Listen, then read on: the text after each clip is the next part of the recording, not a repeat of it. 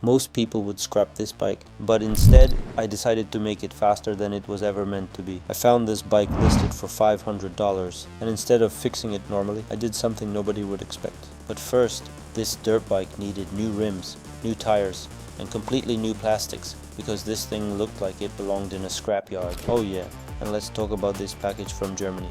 This is a 70,000 watt motor from a crashed Zero Motorcycles SR, one of the fastest electric street bikes ever built. And I'm about to put it into this dirt bike frame. What could possibly go wrong? I decided to 3D scan the frame so I could easily design the motor mounting plate and build proper battery boxes around it. Instead of guessing measurements, I had the whole frame right there in the computer. I could draw everything exactly where it needed to be. At first I thought about making the motor mounts out of aluminum. It's lighter, easier to work with. But then I remembered his is 70,000 watts. So I switched to steel. I didn't want the motor twisting or bending the mounts under load. Once the design was done, they were laser cut, painted, and finally bolted onto the frame. Next I had to figure out the battery boxes, so I made them out of cardboard. You know, trying to save some money on this build, but obviously that's not the real reason. Cardboard is just the fastest way to test how everything fits in the frame. Then I used those templates to build the real battery boxes out of steel. In the end, I made 3 battery boxes. Inside those 3 battery boxes we fitted around 600 cells. Combined, that's more than 6.2 kilowatt hours of battery capacity. For context, that's enough to fully charge roughly 300 modern smartphones. And keep in mind, this bike was built in 2019. Back then there were basically no electric dirt bikes you could buy. For comparison, even modern factory bikes like the Starkvark Max 1 come with about 6 kilowatt hours of battery capacity. So this homemade build from 2019 already had almost the same battery size as a brand new electric motocross bike, which is kind of crazy when you think about it. With the motor, battery and BMS ready, we still needed something to connect everything together. So I used an ASI BAC8000 controller. This is basically the brain of the whole system. I tuned it to push 33 kilowatts to the motor, not the full 70, but more than enough for a dirt bike this light. It took 6 months to rebuild and convert this dirt bike. A lot of people don't like electric bikes, and I already know this video is going to get some interesting comments. But the goal of this build wasn't to replace gas bikes. I just wanted to see what would happen if you put 70,000 watts into a dirt bike frame. And this is the result.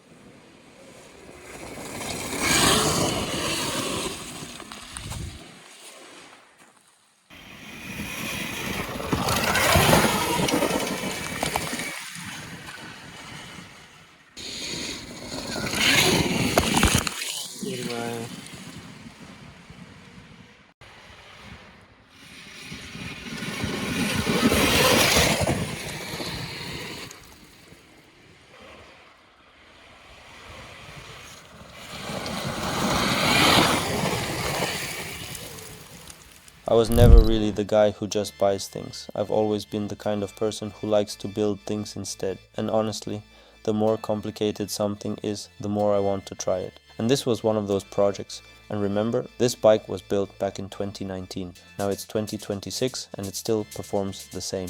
Same power, same range.